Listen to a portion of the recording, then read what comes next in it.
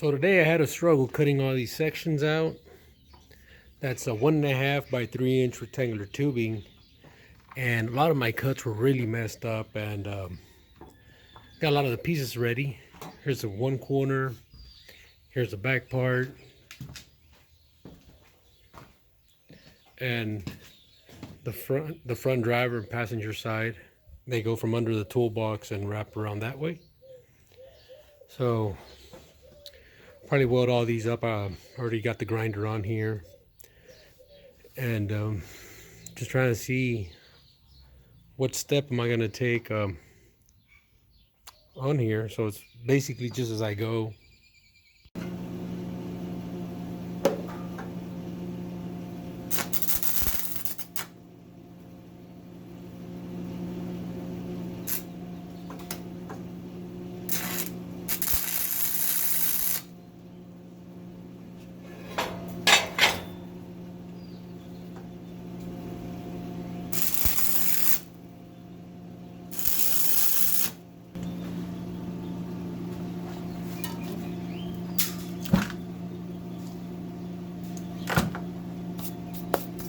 All right, back to welding.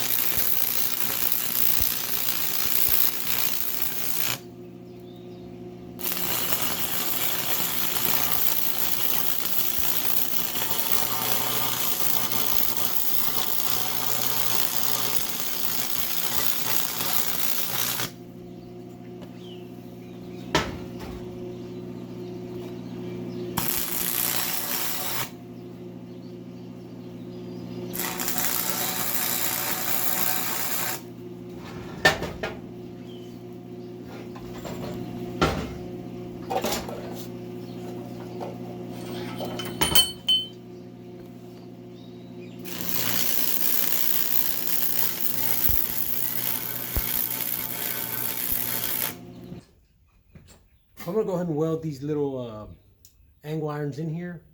They're about 1.5 inches or so across, and each of them is gonna have a hole, and I'm gonna be able to bolt my fender to my skirt, and that way if I ever damage the fender, I can always unbolt it, put a new one on there, and just paint it, versus having to cut and weld, and it'll be a lot easier this way. So let me get to it.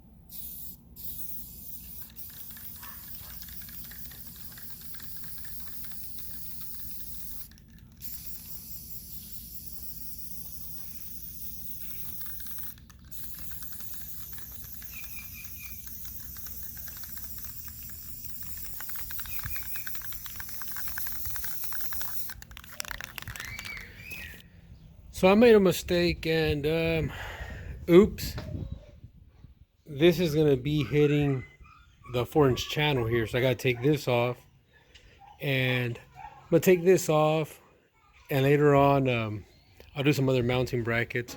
So I'm gonna put this on here, that way I can tack it just like this plate here, and then I'll tack the little plate on top and just keep going. So I gotta remove that off of both of these pieces, and I'll see if I can get it off with my flap disc. So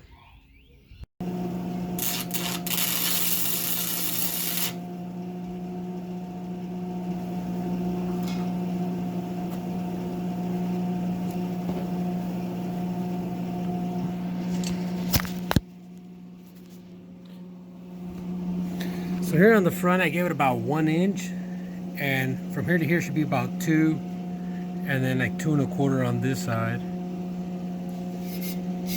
So I'm gonna give it a, maybe another tack here, and I guess most of the welds are gonna come through the back side.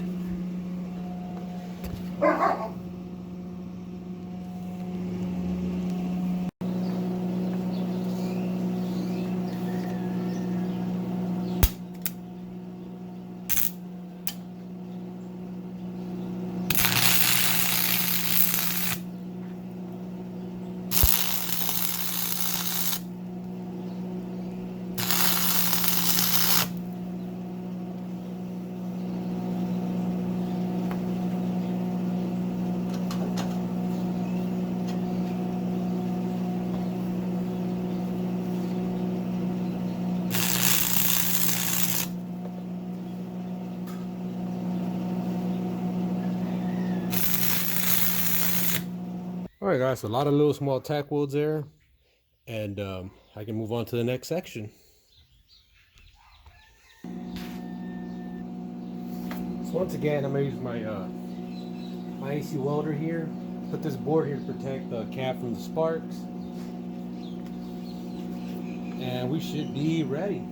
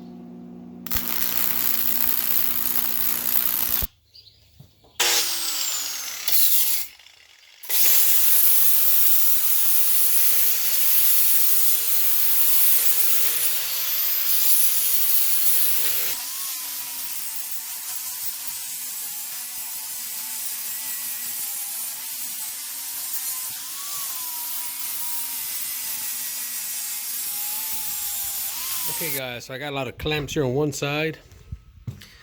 This top clamp is holding this corner section. This small clamp is holding that piece of metal to hold this one in place. Oh, and I got an ice cream right now. Same thing here. I'm using all this stuff on the bottom to hold both of these ends where I want them. And a bottle jack on this side. Like I said, I work by myself most of the time, so I need to improvise and figure things out. But it's looking pretty good. The gap over here is not that bad. On the back side, it's a little bit open, and I'm gonna have to weld from underneath, and hopefully I can manage. But taking a little break, like I said, and I'm liking the truck. All right, guys.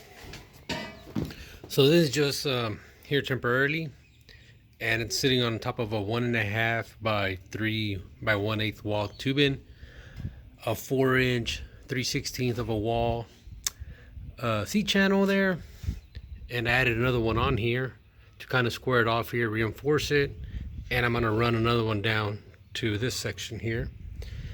And I already threw my level across, so this is level, and then I'll level that small section on the bottom and go from there. So I'm calling it a night, and tomorrow's another day. And I went ahead and put a 4-inch C-channel and then a 3-inch C-channel here to reinforce it.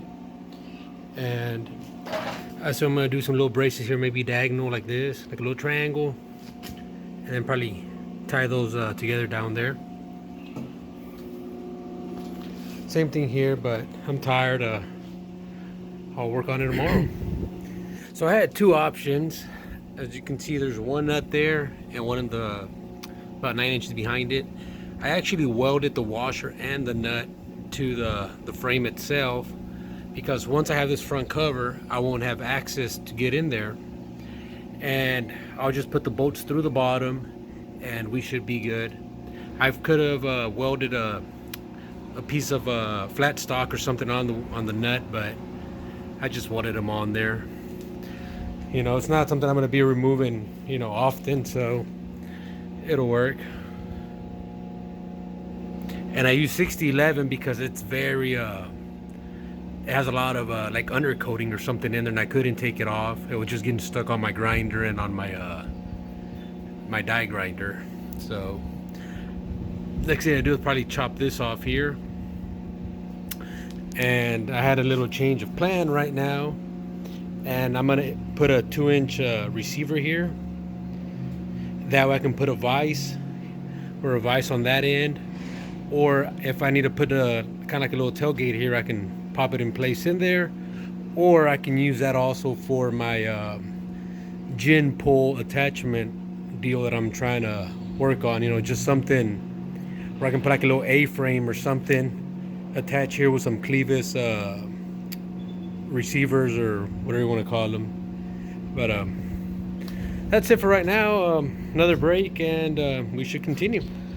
Okay guys, so I had this piece of 4-inch channel in the backyard, and I didn't think it was going to clean up nicely, but this is pretty good. And I'm going to try to follow the same line here, and the edge of the channel is about 1/2 inch thick.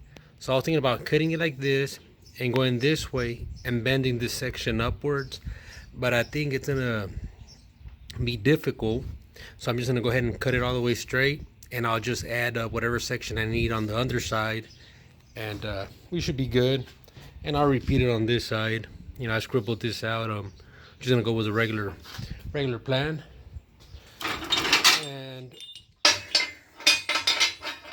And then I'm going to attach some D-rings somewhere here and reinforce it on the bottom side. And I think we should be good.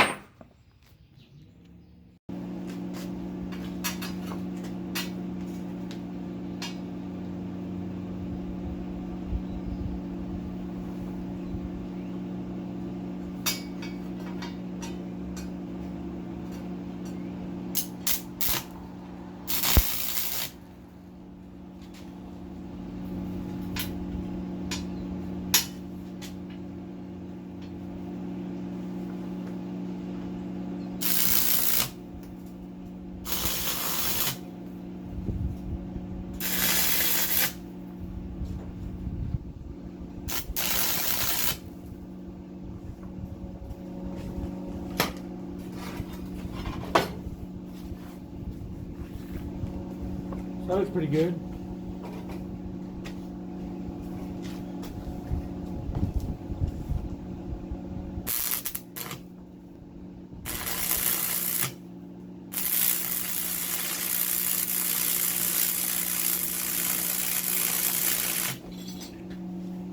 So I put the D-rings on here, and I had a gap on here, so I used some 1/4 inch solid what is it, round stock or whatever you want to call it, and then I just gave it a few passes over it.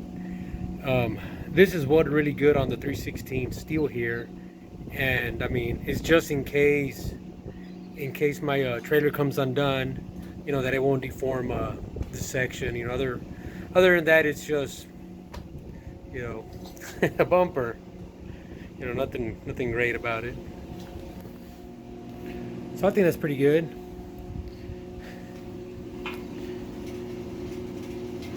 It looks pretty sturdy, right?